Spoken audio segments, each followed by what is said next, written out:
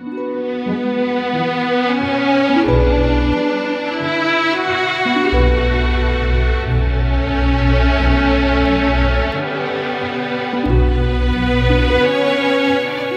65. L'épreuve de sa résurrection. La tribune romaine, titre Inventaire. Nous voudrions refaire l'inventaire de celui qui a rempli les pages de nos éditoriaux depuis 33 ans pour que nos lecteurs oublieux puissent ouvrir leurs yeux. Nous avons suivi cet homme, Jésus, depuis sa naissance. Des bergers et des mages sont venus de pays lointains pour lui rendre hommage. Une étoile a indiqué le lieu de sa naissance à Bethléem. Il a été la cible d'Hérode, notre gouverneur romain. À l'âge de 12 ans, il a mis les autorités du temple dans la confusion par sa connaissance juste de la parole de leur Dieu. Le ciel a parlé à son sujet « Celui-ci est mon fils bien-aimé en qui j'ai mis toute mon affection ». Puis à 30 ans, sa parole et le sujet de sa venue sur terre ont alimenté la polémique et la division au sein même de son peuple. Son enseignement a sidéré les responsables religieux. Ses œuvres ont rempli d'admiration ceux qui en étaient les bénéficiaires et tous les témoins qui l'ont rencontré. Les guérisons et les miracles qu'il a accomplis font de lui le Messie que les Juifs attendaient. À Jérusalem, ils l'ont acclamé par des « Béni soit celui qui vient au nom du Seigneur ». Et parce qu'il était la lumière et qu'il faisait de l'ombre aux autorités en place, ceux-ci ont cherché une occasion favorable pour le faire mourir en le faisant passer pour un imposteur, car il se disait « fils de Dieu ». Ils ont réussi leur plan. Il a été condamné et crucifié. Il s'est laissé faire. Il n'a pas bronché. Mais nous étions présents lorsque les soldats ont scellé la pierre devant le sépulcre, et nous sommes restés sur place avec eux pour garder le tombeau de Jésus. Vous pourrez vous reporter à notre article intitulé « Un week-end à Golgotha ». Nous avons aperçu des anges descendre du ciel et qui ont affirmé que Jésus était ressuscité. Nous sommes au courant de la tractation pécuniaire entre les soldats et les pharisiens pour lancer la rumeur de la substitution du corps de Jésus par les disciples afin de laisser croire qu'il est ressuscité.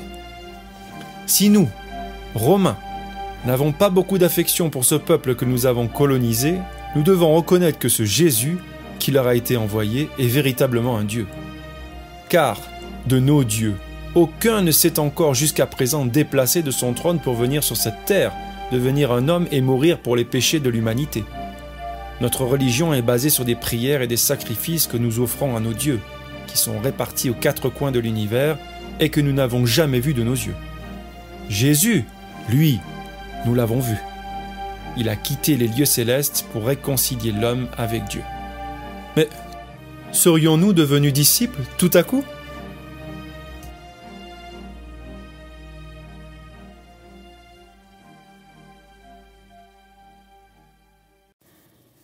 Chapitre 65. L'épreuve de sa résurrection.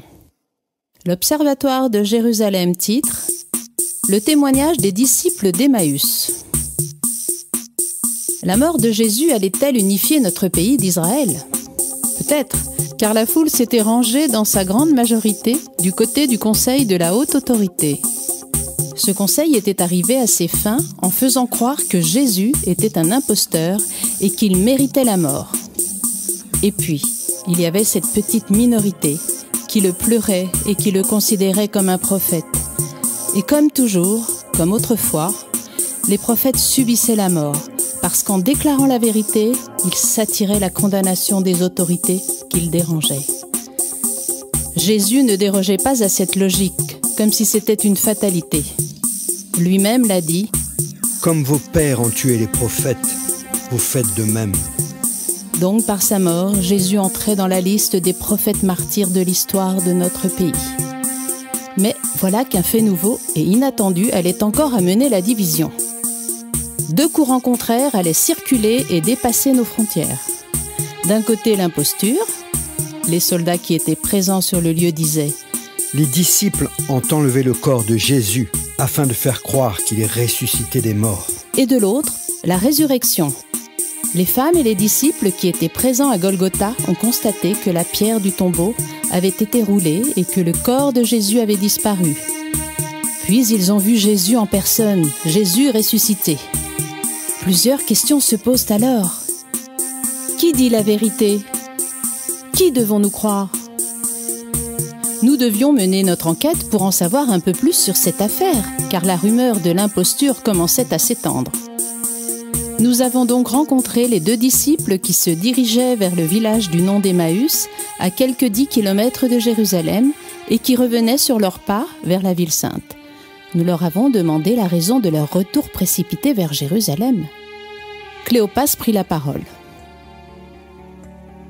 Nous retournions chez nous à Emmaüs, marchant tristement, lorsque nous avons été abordés par un homme, visiblement un étranger, qui n'était absolument pas au courant de ce qui venait de se passer au sujet de Jésus de Nazareth, dans la capitale. Que lui avez-vous répondu ?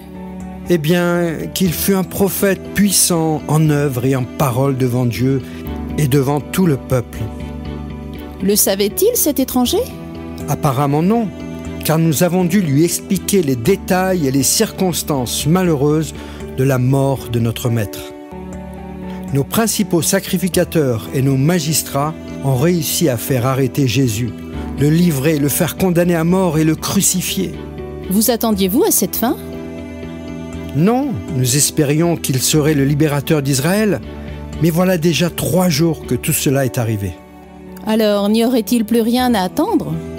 Écoutez, nous avons été fort étonnés par le récit de quelques femmes de notre groupe qui seraient allées au tombeau et l'auraient trouvé vide.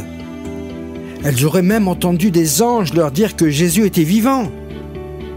Quelques-uns de nos disciples sont allés sur place au sépulcre et ont constaté que le tombeau était vide. Mais ils n'ont pas vu Jésus. Que s'est-il donc passé ?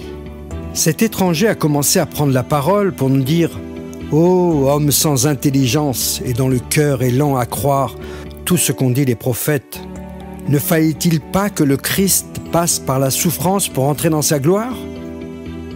Nous avons reçu un cours magistral délivré par l'esprit de cet homme érudit.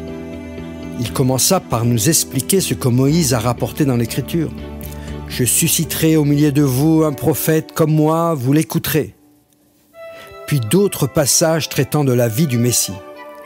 Il a abordé également les prophètes tels qu'Ésaïe, Zacharie, Jérémie et les autres, qui ont tous rendu témoignage de ce Jésus, le Christ, le Messie qui devait venir.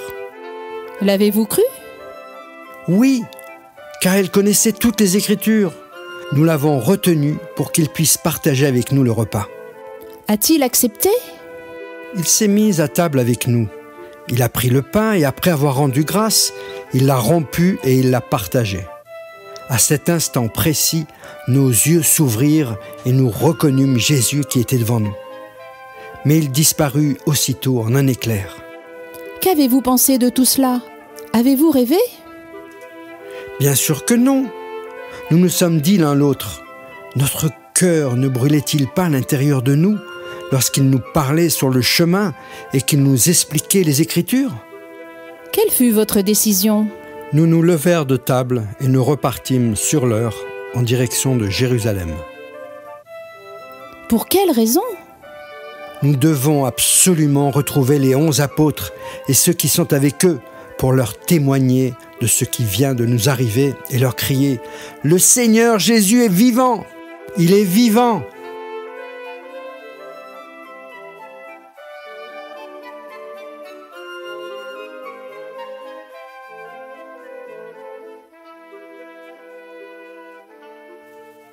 Chapitre 65. L'épreuve de sa résurrection. L'étoile du matin. Titre. Il n'y a plus de doute. Jésus est vivant. Il n'y a plus de doute possible. Jésus est vivant. Il est ressuscité des morts. Tous les disciples l'ont vu. Il est vivant. En premier, les femmes telles que Marie de Magdala, Marie mère de Jacques et Salomé et celles qui les accompagnaient l'ont vu. Et il leur a parlé. Mais avant, 2 anges se sont adressés à Marie de Magdala et lui ont dit « Pourquoi pleures-tu » Marie répondit « Parce qu'ils ont enlevé mon Seigneur et je ne sais où ils l'ont mis. » Alors, le Seigneur se fit reconnaître lorsqu'il prononça son prénom. « Marie !» Elle se retourna et vit Jésus. Il alla à la rencontre des femmes, leur disant « Je vous salue. » Elles se prosternèrent devant lui. Et il leur dit de nouveau, Ne craignez pas, mais allez dire à mes frères de se rendre en Galilée. C'est là qu'ils me verront. il est vivant. Simon, Pierre et Jean ont trouvé le sépulcre vide. Ils ne l'ont pas vu. Il ne restait que le linceul. Il est vivant. Les disciples d'Emmaüs ont discuté avec Jésus sans le reconnaître. C'est pendant le repas que leurs yeux se sont ouverts et qu'ils l'ont vu. Il est vivant. Il s'est présenté aux 11 disciples dans la maison à Jérusalem. Il a levé le doute sur sa mort et sa résurrection devant ses disciples, au début incrédules, notamment Thomas, homme intelligent qui suivit le Seigneur, mais lent à croire. Il est carré. Il veut des preuves tangibles et concrètes pour croire. Si je ne vois dans ses mains la marque des clous, et si je n'enfonce pas mon doigt à la place des clous, et si je ne mets ma main dans son côté, je ne croirai rien. Lorsque Jésus se présenta au milieu d'eux à nouveau, alors que les portes étaient fermées, il appela Thomas et lui dit, « Avance ton doigt ici et regarde mes mains.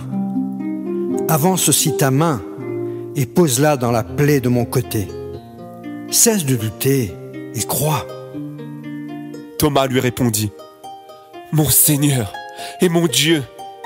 Jésus lui dit, « Parce que tu m'as vu, tu as cru. Heureux ceux qui auront cru sans avoir vu. »